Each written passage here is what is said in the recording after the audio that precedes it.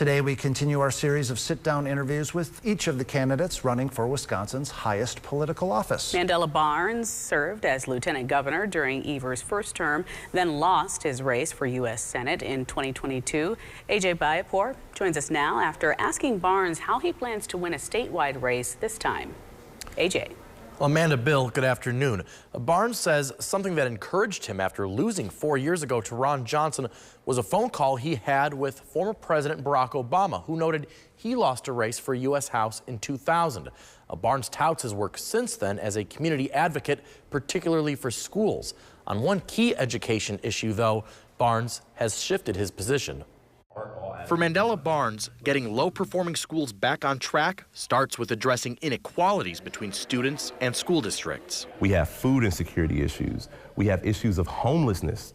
We have issues of mental health access and physical health access that goes unaddressed. Is it fair to say, then, you believe the best way to improve school performance in Milwaukee Central City and across MPS is to improve conditions outside of schools first? It's not the brick and mortar of the school building that determines the outcome. It's what our children are coming from and what they go back to after the school day is ended. On the controversial subject of school choice, another Democratic candidate, State Representative Francesca Hong, said at Wednesday's candidate forum she would sunset the voucher program.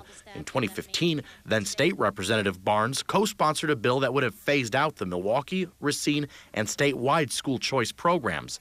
Now, Barnes hesitates to go that far. Do you support sunsetting vouchers? I support a system of accountability, a certain set of standards. If you have public money, you should have public scrutiny. And I think about the number of students who are in these schools.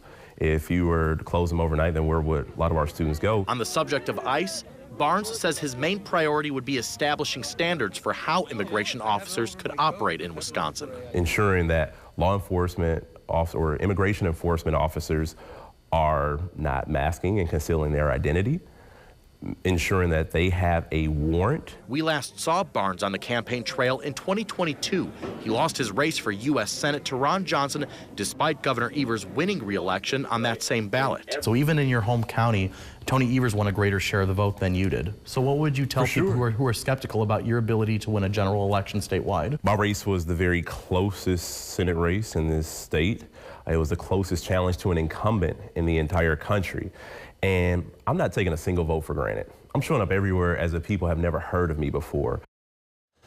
The primary election that will determine the major party candidates for governor will take place on August 11th. You can catch up on our interviews with others in the race by going to our website, cbs58.com. Amanda, Bill? Great information, AJ. Thank you very much.